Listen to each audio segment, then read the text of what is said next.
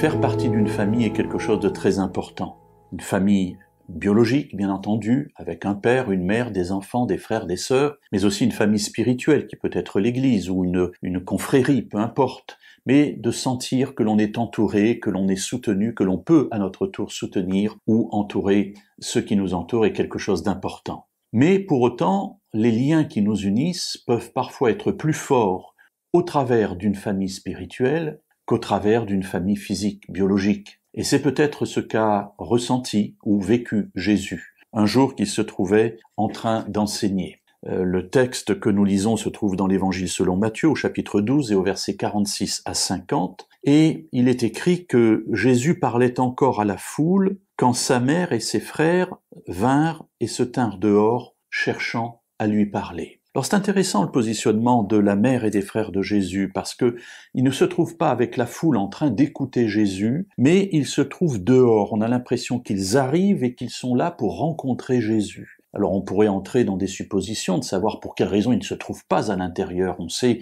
que ses frères ne le suivaient pas. Ils vont le suivre plus tard, mais pour l'instant, ils ne sont pas avec lui. Ils le prennent peut-être au mieux pour un rabbin, au pire pour quelqu'un d'un peu illuminé. Il faut savoir que Jésus s'est attiré l'animosité d'un grand nombre de chefs religieux, et donc il y a une opposition qui est là. Et il semble bien que ce personnage, ce frère qu'ils ont là, est un peu encombrant sans doute. Ils cherchent à lui parler. Pour lui dire quoi? Reviens à la maison, arrête tes bêtises, sois un peu sérieux, on ne sait pas. Mais en tout cas, ça n'est pas présenté comme étant quelque chose de positif. Parce que la réaction est là. Quelqu'un vient voir Jésus, verset 47, et lui dit « Ta mère et tes frères se tiennent dehors, ils cherchent à te parler. » Ils se tiennent dehors, ils n'entrent pas. Et Jésus répondit à celui qui lui disait « Qui est ma mère et qui sont mes frères ?»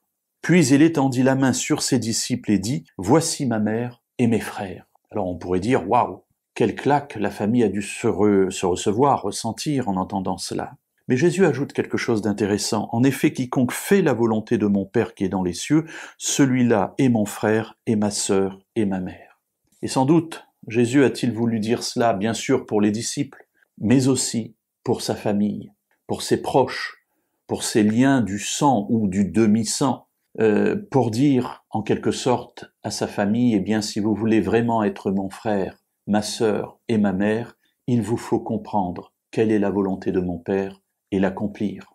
Alors à notre tour, si nous voulons entrer dans la famille de Jésus, apprenons à connaître la volonté de Dieu et soumettons-nous à cette volonté avec joie, parce que là, nous serons avec Jésus, notre frère.